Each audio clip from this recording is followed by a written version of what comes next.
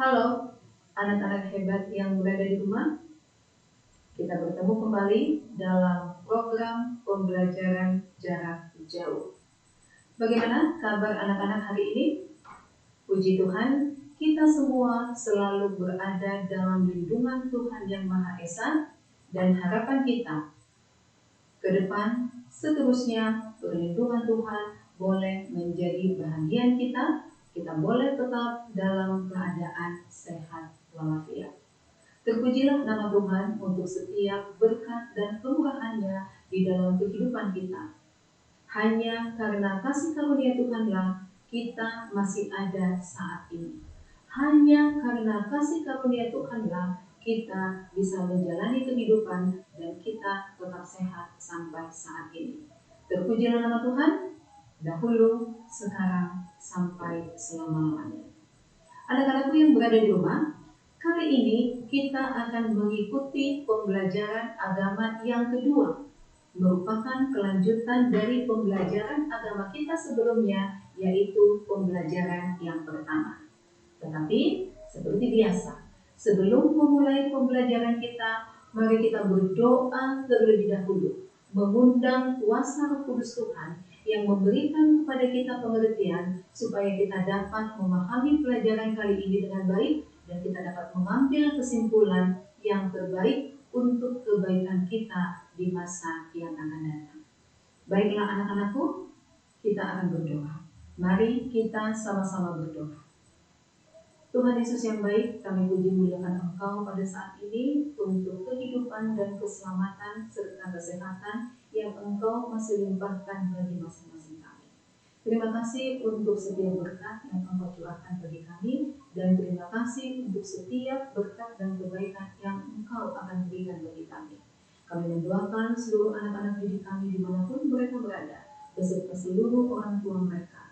Kiranya kebaikan Tuhan senantiasa melingkupi mereka, sehingga kehidupan kami boleh menjadi sukacita. Di saat kami akan mempelajari firman Tuhan, urapan kuasa Roh Kudus Tuhan boleh menjadi bahagian kami. Terima kasih atas pengampunan dosa yang Kau berikan bagi kami. Terimalah kami sebagaimana kami ada. Inilah doa dan permohonan kami. Dalam nama Tuhan Yesus kami sudah berdoa. Amin.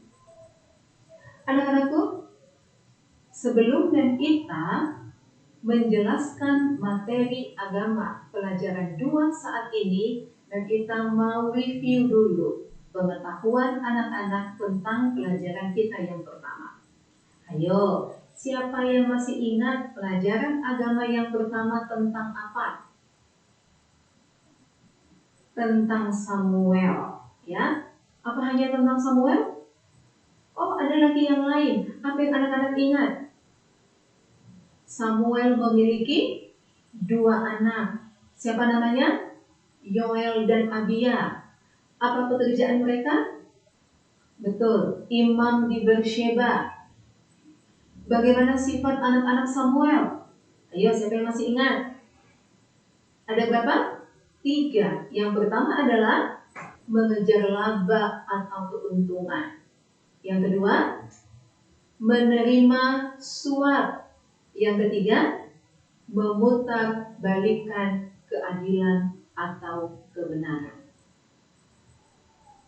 Apa yang dilakukan oleh tua-tua Israel saat mereka datang kepada Samuel? Apa yang mereka minta? Tua-tua Israel meminta seorang raja. Apakah Tuhan mengizinkan? Betul, Tuhan mengizinkan. Tuhan berkata kepada Samuel. Apa kata Tuhan? Siapa yang masih ingat? Dengarkanlah permintaan mereka dan angkatlah seorang raja bagi mereka. Anak-anak, coba siapa yang tahu kira-kira ya siapa raja yang diangkat oleh Samuel untuk memimpin bangsa Israel? Ada yang tahu? Mari kita masuk ke materi kita. Pelajaran yang kedua, materinya terdapat di dalam 1 Samuel pasal yang ke-15 ayat 1 sampai 15. Judulnya adalah Raja Israel yang Gagal. Pada pembelajaran kali ini, tujuan pembelajaran kita ada 2. Yang pertama adalah kita mempelajari materi kita kali ini. Tujuan yang pertama adalah anak-anak dapat memahami pentingnya penurutan dalam kehidupan sehari-hari. Mengapa penurutan itu penting? Yang kedua adalah anak-anak dapat mendeskripsikan, menjelaskan akibat dari ketidakpenurutan dalam kehidupan sehari-hari. Pada pembelajaran kedua saat ini, ayat hafalan kita tertulis di dalam Matius 7 ayat 21. Anak-anakku, sudah 2 ayat hafalan anak-anak. Ya, di pelajaran pertama ada ayat hafalan. Apakah anak-anak kita sudah hafal? Mudah-mudahan sudah hafal. Sekarang di pelajaran yang kedua, ayat hafalan kita tertulis dalam kitab Matius 7 ayat 21. Anak-anak yang berada di rumah, silahkan dibuka Alkitabnya. Matius 7 ayat 21 yang berbunyi, bukan setiap orang yang berseru kepadaku, Tuhan, Tuhan, akan masuk ke dalam kerajaan surga, melainkan dia yang melakukan kehendak Bapakku yang di surga. Sekali lagi, mari kita ulangi. Matius 7 ayat 21. Bukan setiap orang yang berseru kepadaku, Tuhan, Tuhan, yang akan masuk ke dalam kerajaan surga, melainkan dia yang melakukan kehendak Bapakku yang di surga. Itu firman Tuhan untuk kita saat ini. Di daerah Benyamin ada seorang yang bernama Kisi bin Abiel bin Zeror bin Bekorat bin Afia. Namanya panjang ya. Dia memiliki seorang anak laki-laki yang bernama Saul. Jadi Saul ayahnya bernama Kisi bin Abiel bin Zeror bin Bekorat bin Afia. Supaya lebih mudah kita bisa sebutkan ayah Saul adalah Kisi bin Abiel. Saul berasal dari suku Benyamin. Suku Benyamin ini adalah suku terkecil di Israel. Kalau kita baca Alkitab, ada 12 suku. Dan suku terkecil adalah Benyamin. Dan Saul, anaknya Kisi bin Abiel, berasal dari suku Benyamin. Saul ini seorang yang elok parasnya, ganteng wajahnya. Saullah yang diangkat oleh bangsa Israel menjadi raja atas mereka. Kalau di pelajaran pertama kita tanya, siapa ya kira-kira raja yang diangkat untuk memerintah atas Israel? Kali ini jawabannya sudah ketemu. Siapa raja yang diangkat? Saul. Saul berasal dari suku mana? Suku Benyamin, yaitu suku terkecil di Israel. Siapa ayah Saul? Kisi bin Abiel. Saul memerintah atas Israel hanya 2 tahun saja. Itu tertulis di dalam 1 Samuel pasal 13 ayat yang pertama. Ketika Saul sudah diangkat oleh Samuel menjadi raja atas bangsa Israel, Saul diperintahkan Tuhan untuk memimpin bangsa Israel melawan bangsa Amalek. Kata Tuhan, Saul, pimpinlah bangsa Israel itu bertempur melawan bangsa Amalek.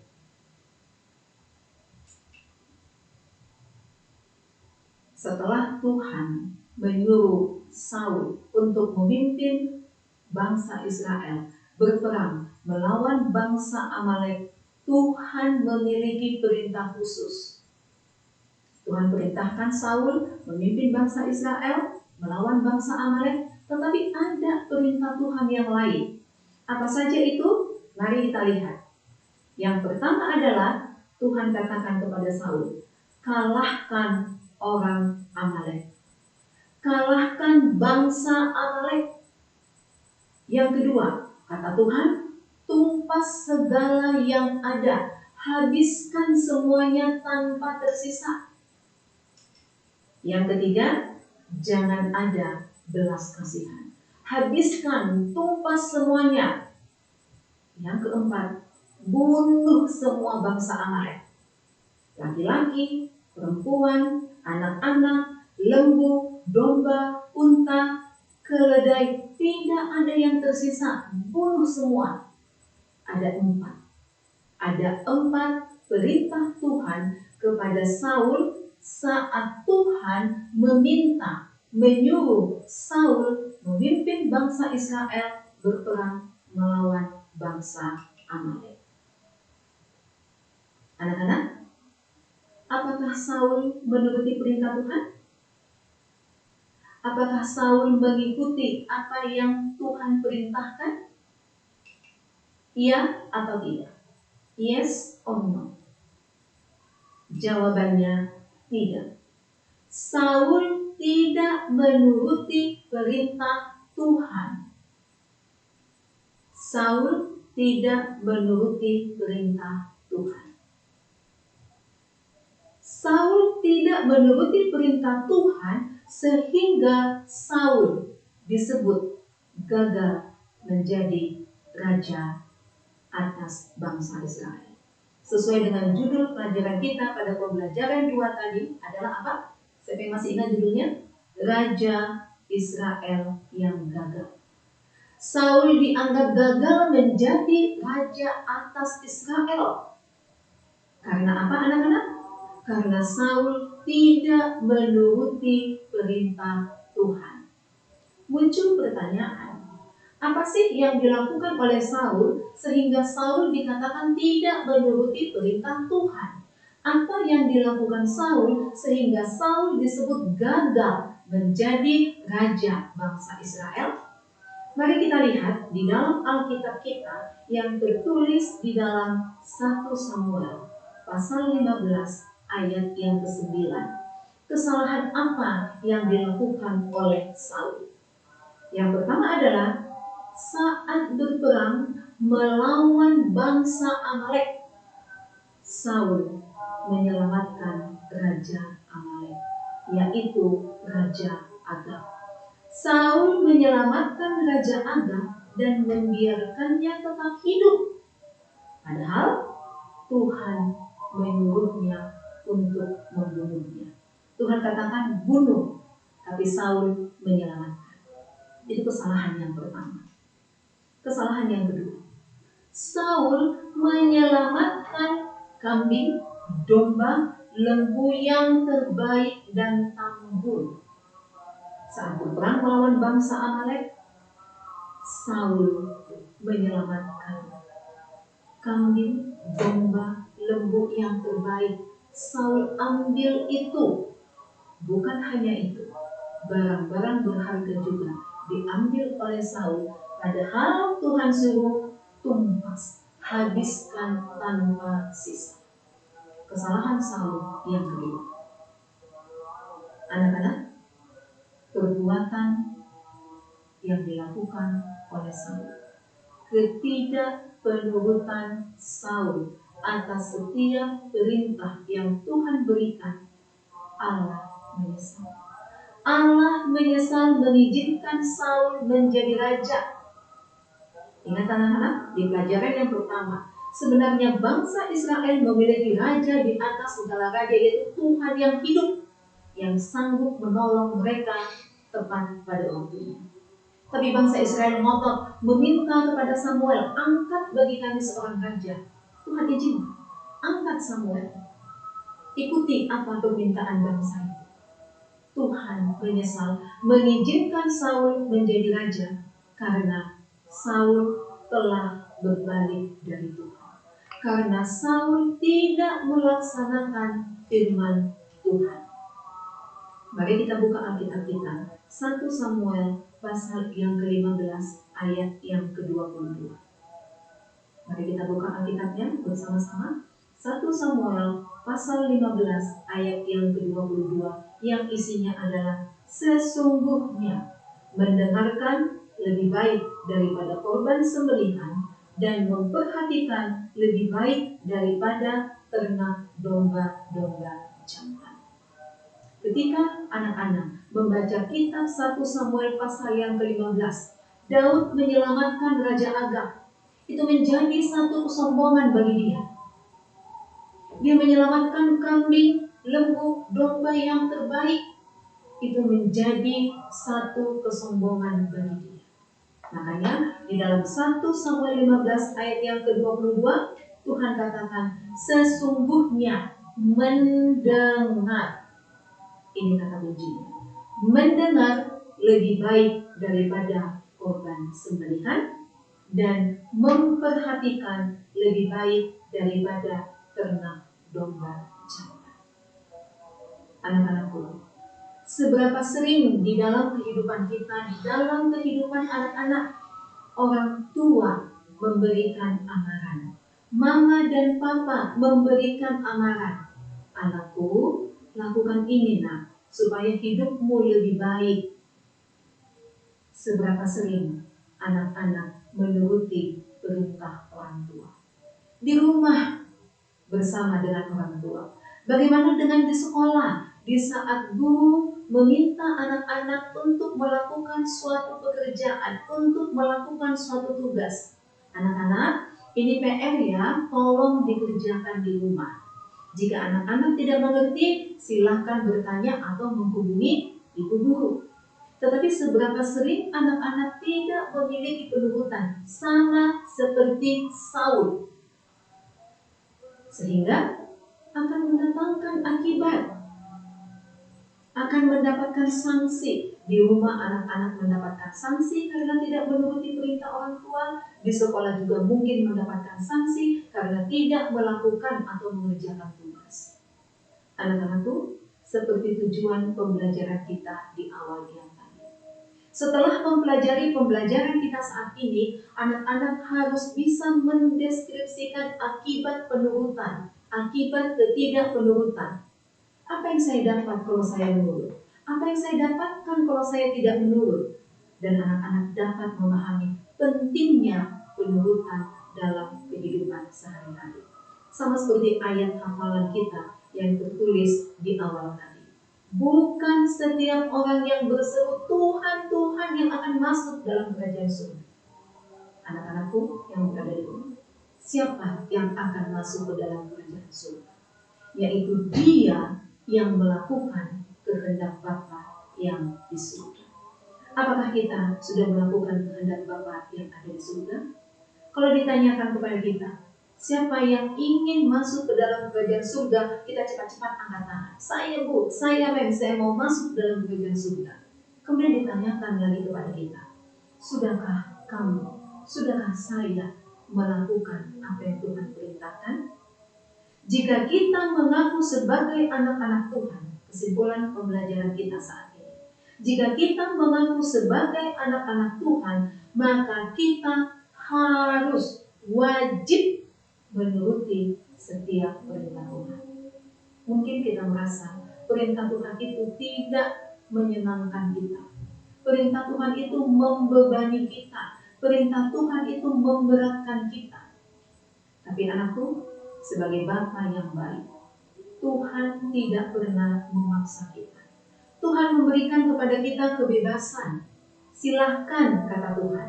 Jika kamu menurut, ini akibat yang akan kamu dapatkan. Jika kamu tidak menurut, ini akibat yang akan kamu dapatkan. Keputusan ada pada kita. Tuhan sudah memerintahkan Saul untuk melakukan suatu tugas. Tuhan sudah perintahkan Saul untuk berperang melawan bangsa Amalek dengan beberapa perintah Tuhan yang lain. Saul tidak menurut. Akibatnya apa? Saul gagal menjadi raja. Bagaimana dengan kita? Anak-anak kita yang berada di rumah. Mari kita mulai saat ini dengan pertolongan Tuhan. Minta kuasa kepada Roh Tuhan.